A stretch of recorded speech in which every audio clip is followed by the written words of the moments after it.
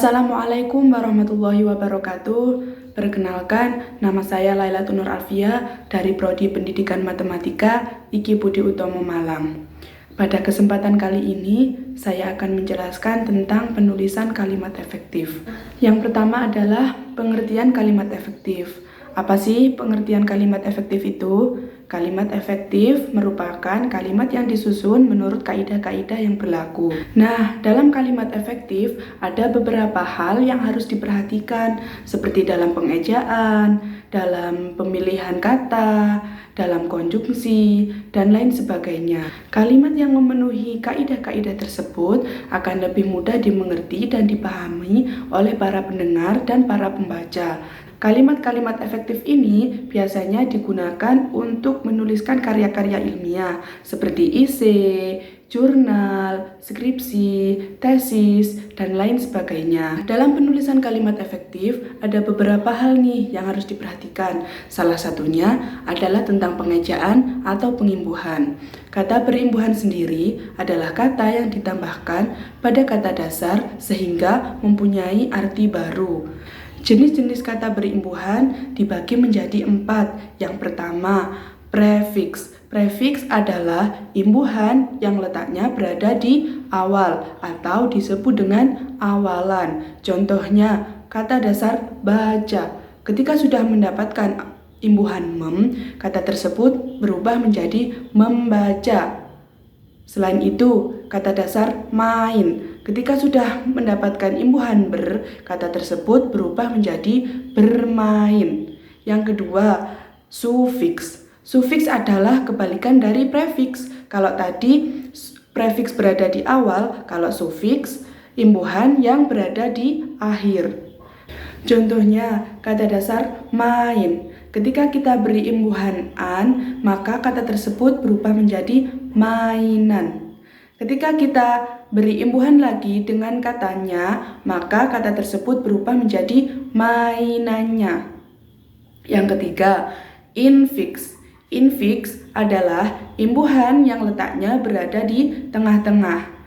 Contohnya, kata dasar tunjuk. Ketika kita beri imbuhan pada tengah-tengah, maka kata tersebut berubah menjadi telunjuk. Lagi, kata dasar tapak. Ketika kita beri imbuhan maka kata tersebut berubah menjadi telapak. Yang keempat, konfiks. Konfiks adalah imbuhan yang letaknya berada di awal dan di akhir. Contohnya, kata dasar kuat. Kita beri imbuhan ke dan kita beri imbuhan an, maka kata tersebut berubah menjadi kekuatan. Selanjutnya, kata dasar pakai. Ketika kita beri imbuhan ber pada awal dan an pada akhir, maka kata tersebut berubah menjadi berpakaian. Setelah tadi kita belajar tentang pengimbuhan, maka selanjutnya kita akan belajar tentang preposisi atau biasa kita sebut dengan kata depan.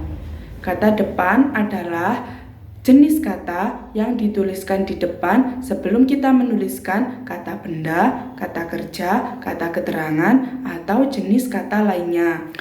Nah, kata depan ini fungsinya ada banyak nih. Salah satunya adalah bisa untuk menyatakan tempat. Jika difungsikan untuk penunjuk, maka kata depan aturannya harus ditulis terpisah. Sehingga kata depan ditulis terlebih dahulu, kemudian diikuti dengan spasi dan disusul dengan kata lainnya.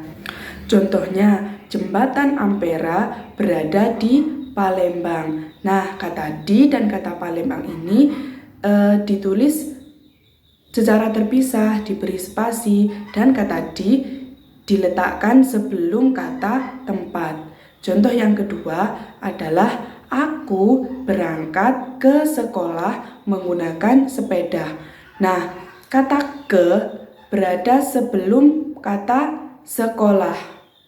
Dan cara penulisannya harus diberi spasi antara kata ke dan kata sekolah. Selain menyatakan tempat, kata depan juga bisa berada di dalam judul. Jika kata depan berada di dalam judul, maka kata depan harus ditulis dengan huruf kecil semua. Sedangkan kata lain pada huruf pertama harus ditulis menggunakan huruf kapital. Contohnya, seperti api dari Gunung Galanggung. Kata depan selain kata dari harus dituliskan dengan menggunakan huruf kapital. Sedangkan kata dari harus menggunakan huruf kecil semua. Selanjutnya, kita akan belajar tentang kata sambung atau biasa disebut dengan konjungsi. Konjungsi adalah jenis kata yang menghubungkan kata dengan kata, frasa dengan frasa, klausa dengan klausa, kalimat dengan kalimat, dan paragraf dengan paragraf. Konjungsi ini dibagi menjadi dua, yaitu konjungsi intrakalimat dan konjungsi antar kalimat. Yang pertama, konjungsi intrakalimat. Konjungsi intrakalimat adalah konjungsi yang berada pada satu struktur kalimat yang berfungsi untuk menghubungkan frasa dengan frasa, kata dengan kata, atau klausa dengan klausa. Nah, konjungsi intrakalimat ini dibagi lagi menjadi tiga. Yang pertama, konjungsi koordinatif. Konjungsi koordinatif adalah konjungsi yang berfungsi untuk menghubungkan dua unsur atau lebih. Contohnya, konjungsi koordinatif adalah kata dan, kata tetapi, kata sedangkan, dan kata melainkan.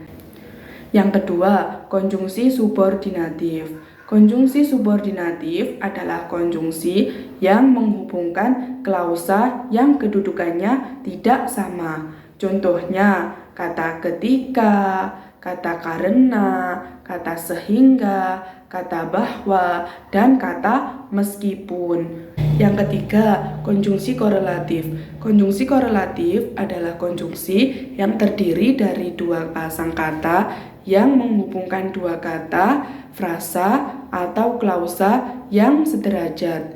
Contohnya dari konjungsi korelatif adalah kata baik dengan kata maupun, kata tidak dengan kata tetapi, dan kata bukan dengan kata melainkan. Nah, itu tadi adalah konjungsi intrakalimat. Selanjutnya adalah konjungsi antar kalimat. Seperti katanya, konjungsi antar kalimat adalah konjungsi yang berada dalam satu paragraf dan berfungsi untuk menghubungkan kalimat satu dengan kalimat lainnya. Contohnya dari konjungsi antar kalimat ini adalah oleh karena itu, kata akan tetapi, kata selain itu, dan kata dengan demikian. Nah, itu tadi yang dapat saya sampaikan. Apabila ada kata-kata yang kurang berkenan, saya mohon maaf yang sedalam-dalamnya. Saya akhiri. Wassalamualaikum warahmatullahi wabarakatuh.